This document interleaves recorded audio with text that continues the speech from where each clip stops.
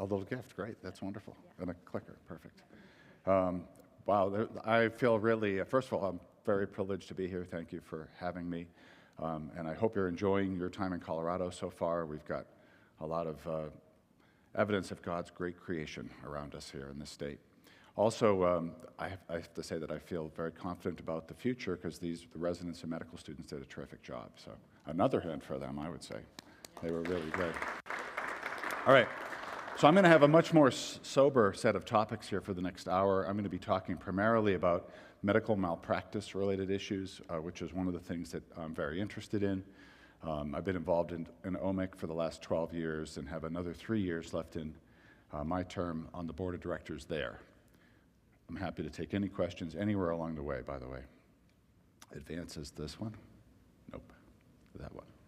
Okay. That's my pertinent financial disclosure.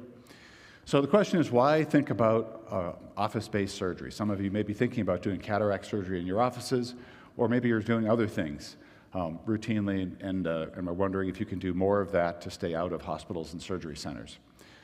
Couple of little things, we have, as oculofacial surgeons, been doing this for quite a while, but a lot of other ophthalmologists are picking up more and more. You probably saw this paper from about 10 years ago, where at Kaiser here in Colorado, they did 21,000 cataracts in a minor procedure room in the office with a great success rate. And so this certainly is evidence that it can be done if you choose to do cataract surgery out of your office. CMS yet isn't quite covering that, but that may be coming down the pipe. A couple of things to know. Depending on where you're practicing, there may be some issues. Some local jurisdictions have issues with in-office surgery, but they'll allow you to do procedures. Oftentimes the lease at your office building may also not let you do surgery, but will let you do procedures. So thinking about how you're going to call things matters. In the world of ophthalmic malpractice claims, we've paid indemnity payments to 34 plaintiffs over the years related to office-based surgery. This is a small percentage overall of all the things that we've had to pay for, but certainly there's been some significant patient harm that's involved. You'll see that so far anyway, no cataracts on this list, but quite a few skin, eyelid, chalazion type things, as well as a few things like YAG, pterygium, and tear duct probing. And the mean payments for these have been a little lower than OMIC's general mean. And the highest one at 1.2 million is certainly lower than the highest one we've had, but these are still real problems. So we're going to talk about a few things, pre-op, intra-op, and post-op protocols and how we can do a little bit better job of making sure we stay out of trouble. So here we go. I'm going to start with this one as a case here. These are closed cases that have already been completely finished. 69-year-old dentist. The surgeon was an oculoplastic guy, and uncomplicated ptosis repair with a bleph in an office procedure room. Patient seemed like he was healthy. Surgery was scheduled 5 days after his initial evaluation because he had a wedding coming up and wanted to get it done, and he stopped aspirin when he was initially seen 5 days pre-op. About 20 minutes after the surgery, he had to return due to fullness. The wounds were opened and explored, no active bleeding, but the blood pressure was up a bit. Post-operatively seemed like he was doing well. The doctor said to his staff, which is an unfortunate thing as this all unfolded, that boy, it'd be nice to be able to control blood pressure in the office because they didn't really have any way to do it. He was nicely offered the patient and his wife to stay at his house since their home was about an hour away. That isn't what happened. They did go home, and then when they got home, they noticed that the guy couldn't see out of one eye. They called the doctor who sent him to the local emergency room. They had an orbital hemorrhage. They ended up removing the sutures, admitting him to the hospital. When it was all said and done, no light perception from the involved eye. At about day 7, the surgeon said, well, maybe we should at least fix the canthotomy that we opened, which they did. And he slowly got better in terms of the outside appearance, but still had no light perception from his left eye. So this, of course, didn't turn out so well, and the plaintiff's attorney argued that, and their experts argued that he hadn't really had enough consent about this. He didn't stop the aspirin early enough. He didn't recognize the compartment syndrome and do what needed to be done to prevent blindness, and then didn't really follow up as well as he could have. Even the defense argued, although that surgical complications are not uncommon, you're not necessarily negligent based on that. He probably should have waited longer than 5 days after stopping aspirin, and that this idea that he needed to fix the canthotomies maybe was not as important as worrying about trying to save his vision. So this is one that did settle for $1.2 million. The short story here is a permanent loss of vision in a 69-year-old retired man with a professional degree. So what can we learn from, this is actually a patient of mine who had a in-office lower blepharoplasty and had a hemorrhage intraoperatively that was difficult to control. You can probably guess it was on the left side there. I was able to stop it. The guy ended up having a fine outcome. But this is certainly something that can happen to any of us. He had uncontrolled blood pressure, or he had blood pressure that I had difficulty controlling in the office. So I personally have lived through something didn't turn out as bad, but could have. Key lessons here. Undiagnosed, undertreated hypertension, not uncommon at all. Even when you have controlled hypertension, surgery, anxiety, pain can make it worse. Aspirin and most of the anticoagulants certainly can cause problems, and that this is a really urgent issue where we have to focus on preventing vision loss. All right, any questions on that case? Any comments? I'll just keep going. I don't have much time, and I've got a lot to cover. All right, chalazion surgery. Well, this is something I think even the medical students maybe have had a chance to get involved in this. When I was in the military, in the Air Force, I would have 3 or 4 of these every day because of the population that we had, a lot of young people who had chalazion. Traditionally performed in the office, we've had 4 claims. All of them had substantial vision loss, and all of them are at least somehow complicated by the local anesthetic injection, as you'll see. So here's the first case, 42-year-old executive, looked down during the anesthesia injection, immediate loss of vision. They weren't able to find a penetrating wound, but he ended up with 2400 vision with a BRAO and sectoral optic nerve pallor. Unfortunately, the other eye was amblyopic at 2200. And this case ended up settling for almost $1 million. Next case, 11-year-old. Hard to operate sometimes on a young kid in your office, but sometimes they seem like they can handle it. This child was difficult to anesthetize. The chalazion got better, but the child didn't tell his parents until 7 weeks later that he couldn't see out of that eye, and was found to have a retinal scar near the macula, probably a needle perforation. Pretty hard to argue that that kid shouldn't have been sedated, settled for a little over $500,000. Third case, chalazion drainage on a 59-year-old man. Partway through, the pupils noted to be mid-dilated, intraocular pressure of 53. Next day, retina consult, 2 tears, full thickness perforation, obviously. Developed PVR, 2200 was the final visual acuity. Hard to defend the idea that the eye was perforated by the needle. Again, settled for close to $500,000. And then one more case, 35-year-old man, had a chalazion drained in the office, found to have, he complained of pain the next day, corneal epithelial defect, chorioretinal trauma, ended up having probably another intraocular perforation. It went from 2020 to 2200. Surprisingly, only settled for $250,000. So chalazion seemed like a minor thing, but certainly these are majorly bad outcomes that happened as a consequence. So they certainly carry real risk. The local anesthesia probably is one of the major things to worry about. Anxiety level, patient's age certainly have to be considered to minimize complication risks as you think about this. Corneal shield probably would have been helpful in protecting these patients from the needle. And maybe the final point here we're going to come back to over and over again is the idea that our treatment rooms in the office probably should mirror surgery center rooms in terms of lighting and visibility and a comfortable environment and an ability for the surgeon and the patient to have the best possible experience. Because the same standard of care applies regardless of where the surgery is performed. So if you do it at a surgery center and you have a bad outcome, or you do it in the office and you have a bad outcome, In the end, the standard of care is the same, and how you will be judged, all those other factors start to matter. All right, so just in general, as we all know, our offices are not subject to the same requirements as hospitals and surgery centers, and there usually is no peer review process at all. We also typically in our offices have a less robust rescue capacity. If you were to give a patient a little bit too much sedation, you may or may not have the ability to manage their airway, have ACLS tools available. Perhaps many of us have not been involved in a resuscitation experience in a long time, maybe a long time since we took a CPR course. We probably don't have a code team on site in our offices. We probably don't have a crash cart. So recognizing those things, we have to be thoughtful about what we might do.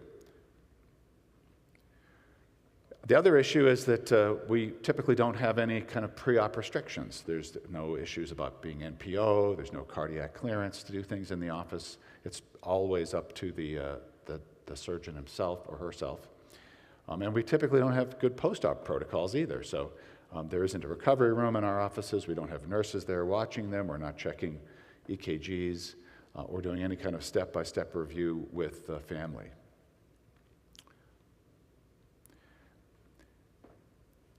Our goal for preoperative evaluation, given that the standard of care is the same, has to be the same for people who might get surgery in the office as it is for people who might get surgery in an operating room. And so this idea of identifying risk, which we're going to talk more about, thinking about trying to optimize any preoperative conditions they may have beforehand, avoiding complications, and thinking hard about where this should take place. Cardiac event is a big deal, even though it wasn't one of the things I just showed you. This can happen in up to 4% of surgeries in the United States. Certainly the most common cause of perioperative morbidity and mortality. And I personally have had surgery, have done surgery on someone who, or two different people over the course of my career. Both of them were at hospitals, but both of them ended up being admitted for cardiac events post-operatively. Certainly these things can go wrong, and it would be much worse had I done the surgery in the office. So we want to think about this.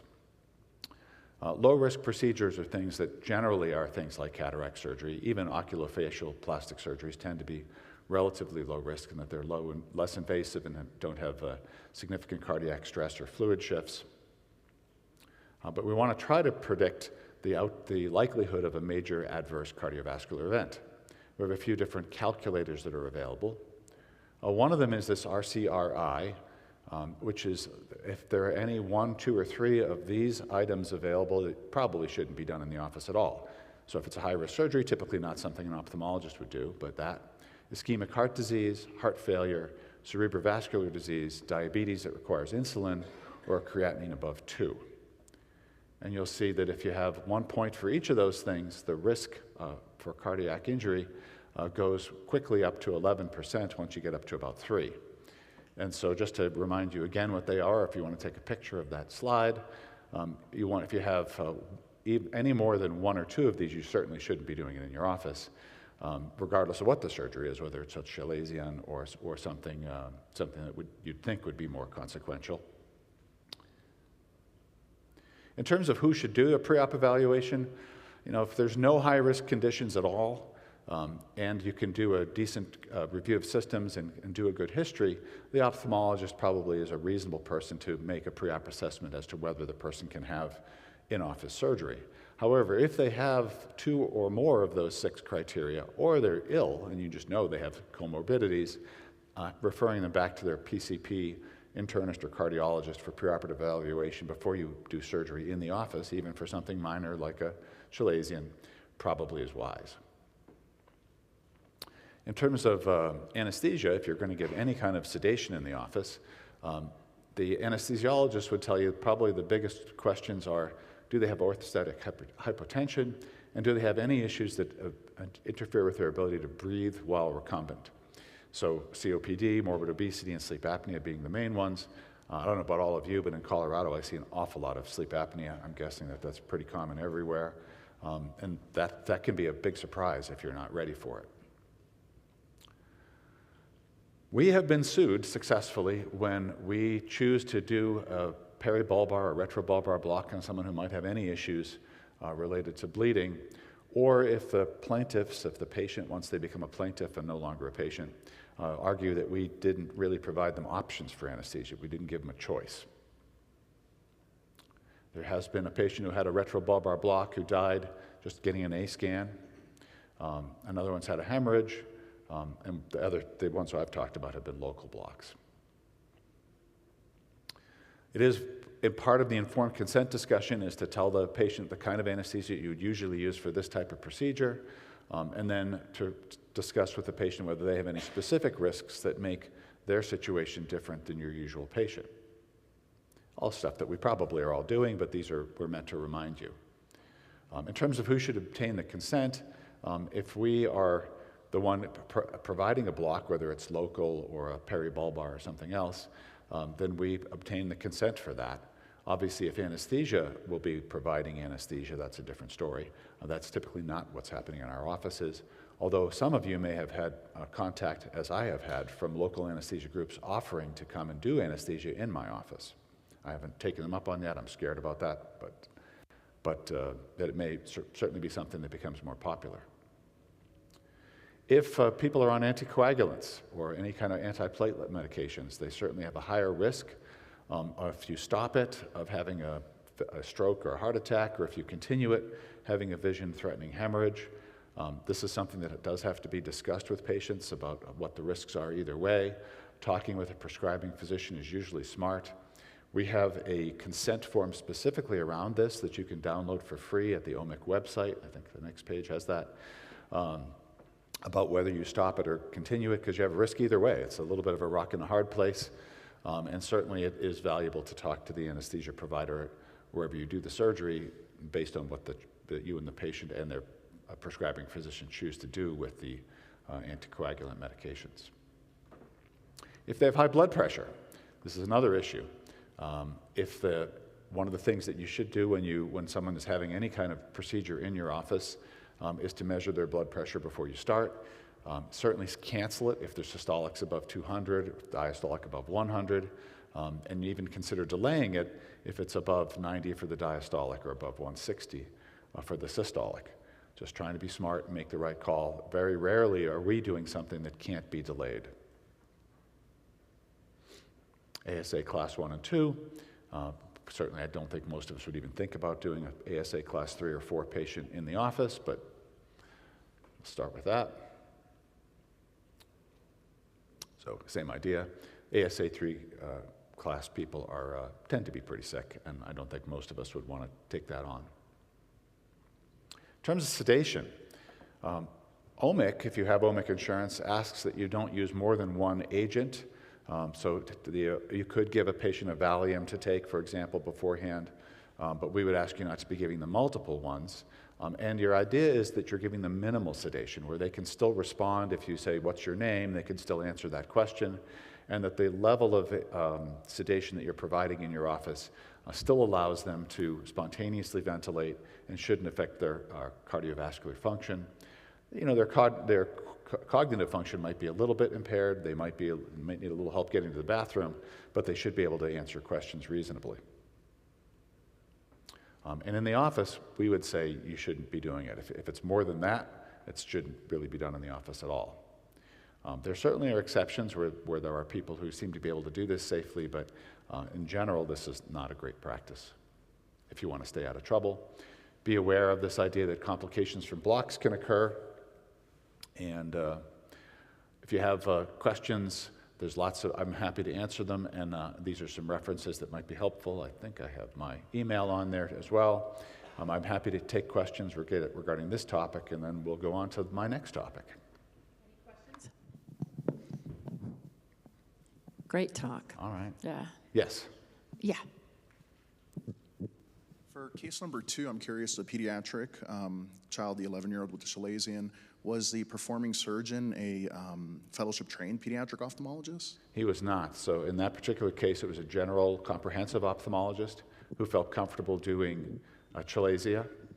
And like many of us, I'll say after my stint in the Air Force, I was a comprehensive ophthalmologist at that time, doing, many of them every day, feeling pretty comfortable with it. But the idea of how to manage a child, of course, became one of the big issues there. So maybe that could have been better. Other questions?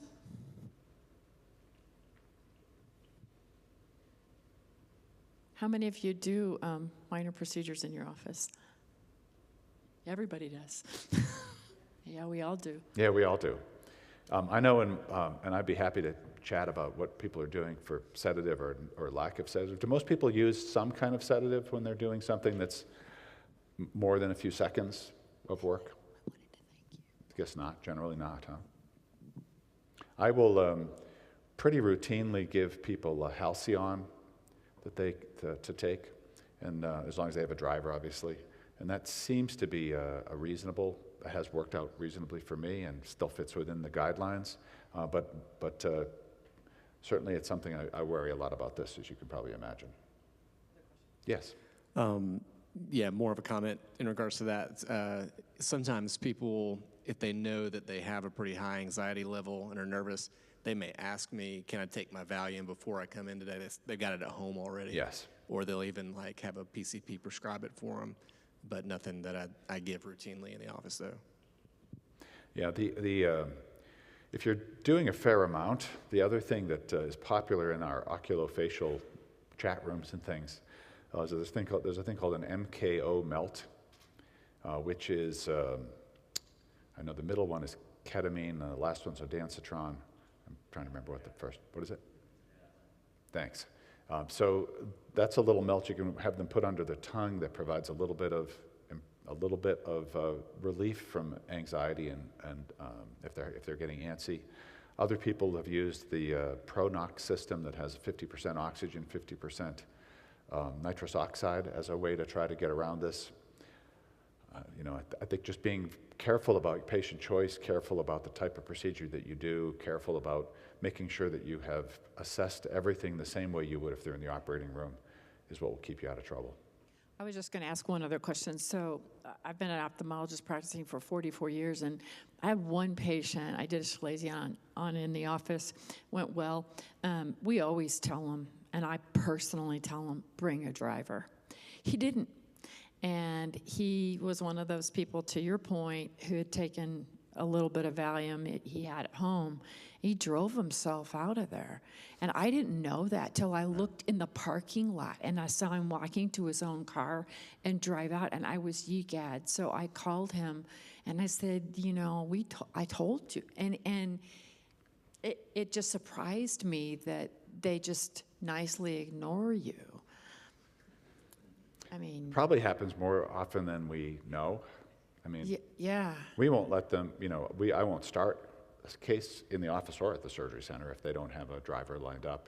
We say no Uber, none of that either. Yeah. Well, I learned from that. They lie unfortunately. Patients lie sometimes. Well, they do, but I thought you hadn't mentioned that, but I think that's an important point. Even if he hadn't taken Valium, I don't want to patch him and send him out with one eye down. I don't like to do that, just medical legally. So. We have here a place like this, maybe some of you others some other doctors here are in more rural places, but Denver, although it's not a rural place, we have a lot of people who drive in 100 miles, 200 miles sometimes. And so this becomes an issue when they've come a long way and they need some procedure that can be done fairly quickly, like a chalazion, or another one might be like a little medial ectropion repair for punctal ectropion, something like that, where I can do it pretty quickly. And the idea of whether or not they have a driver becomes a more complicated thing. Sometimes they don't, and we have to have a conversation about that. And all these things are difficult, and you want to make sure that you stay out of trouble. Yes. I have a quick question. I'm curious how many people actually check up blood pressure on the day of like a chalazion procedure, and from the standpoint of OMIC, is that something that you would say that is advisable to do from a risk management? So how many people here even have blood pressure monitoring equipment in their office? We have it, but we don't check it. Okay, most of you have it. How often do you have you, is it still dusty in a closet someplace, or have you used it lately? I know that I might have trouble We have blood pressure equipment, but I have trouble finding a stethoscope in my office. I know I have one, but. So in terms of OMIC's point of view, would be if they have no history of hypertension and they are otherwise healthy, ASA class 1, no medications, probably not necessary. However, if they do have a history of hypertension and they're on medication, then it probably would be the smarter thing to do. Not that we wouldn't cover you if you got in trouble if you didn't, but we would, everyone would be looking backward and saying, boy, it would have been better if you had. And same question about the aspirin use. Yeah. So aspirin's a complicated one. It depends on what you're doing, of course.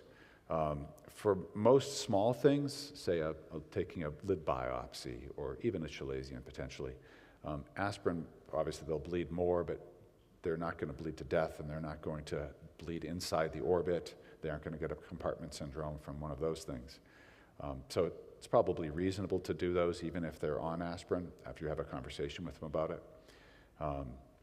Anything more than that, probably smarter to postpone because, again, most of the things we're doing aren't that urgent. Even if you're worried they have a skin cancer, it can wait a week. Would you include chalazion in that or not? So I guess that would depend on your ability to deal with the chalazion, how big it is. But again, it's the same question. The chance of an orbital compartment syndrome is 0. The chance of exsanguinating from chalazion surgery is 0. So it's mostly about how bad the bruising and swelling will be, which is a conversation with the patient. Yes, thank you for your presentation. Very helpful. I'm in a rural practice, and I do quite a few chalazion too. And my main complication is a vasovagal response with the needle approaching them. But back to the poor outcomes that you presented, can you be a little more? Tell us more about the amount, or perhaps where that block was given. Was it just on the upper or lower lid, or was it more extensive? Thank you. I wish I had more information to give you. I don't, because these are cases that I wasn't, thank God, personally involved in. From reviewing the records, what we can learn is that the doctor involved each time each of those 4 cases thought that this was a relatively routine case, something that they could manage. It is more difficult, as we all know, I think, to administer local anesthetic to the upper lid, where you have to avert it and get a subconjunctival anesthetic as well as a subcutaneous one. And so my guess is that at least in 2 of those cases, that was the situation. And the idea of the patient looking down probably has to do with moving the head as well as moving the eye. These are difficult ones. I know I joke with, you probably do the same thing, I joke with our young men that I wish that they were an old woman, because old women are so much better for vasovagal and all the rest of the things in terms of dealing with things. One of the residents made a comment about pain and our lack of ability to handle it as men, and it's 100% true. Justin, we give a course on that next year? Yeah, I think that's a good Us idea. older women. Okay.